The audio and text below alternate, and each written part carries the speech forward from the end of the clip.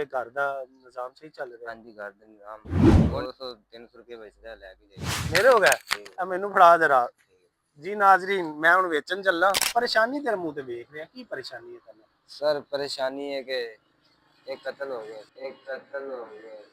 ਕਤਲ ਹੋ ਗਿਆ ਯਾਰ? ਆ ਬੰਦਾ ਜਾ ਰਿਹਾ, ਇਹਨੂੰ ਰੋਕੀਏ ਜਰਾ, ਇਹਨੂੰ ਪੁੱਛੀਏ।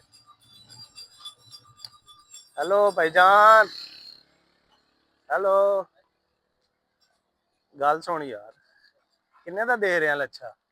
सर 10 रुपए ਹੈ? कितने लेने हैं? अस्सलाम वालेकुम। वालेकुम सलाम जी। ਕਿੰਨੇ ਦਾ ਦੇ ਰਿਹਾ? कितने लेने सर? ਉਹ ਲੈਣੇ ਤਾਂ ਕਿੰਨੇ ਵੀ ਨੇ, ਕਿੰਨੇ ਦਾ ਦੇ ਰਿਹਾ ਵੈਸੇ? कितने ਤੁਸੀਂ ਕਹੋਗੇ ਦੇ ਦੇਣਾ। ਅੱਛਾ, ਅਬਾਸ ਨਾਮ ਹੈ ਤੁਹਾਡਾ? ਹਾਂਜੀ ਬਸ। ਅੱਛਾ ਯਾਰ ਅਬਾਸ, ਮੈਂ ਤੈਨੂੰ ਵੇਖਿਆ ਨਾ ਤੇ ਮੈਂ ਤੈਨੂੰ ਰੋਕ ਲਿਆ, ਹਾਂਜੀ ਕਿਉਂਕਿ ਮੈਂ ਨਾ ਬੱਚਿਆਂ ਵਾਸਤੇ ਲੱਛੇ ਖਰੀਦਣੇ ਨੇ। ਕਿੰਨੇ ਦਾ ਦੇ ਰਿਹਾ?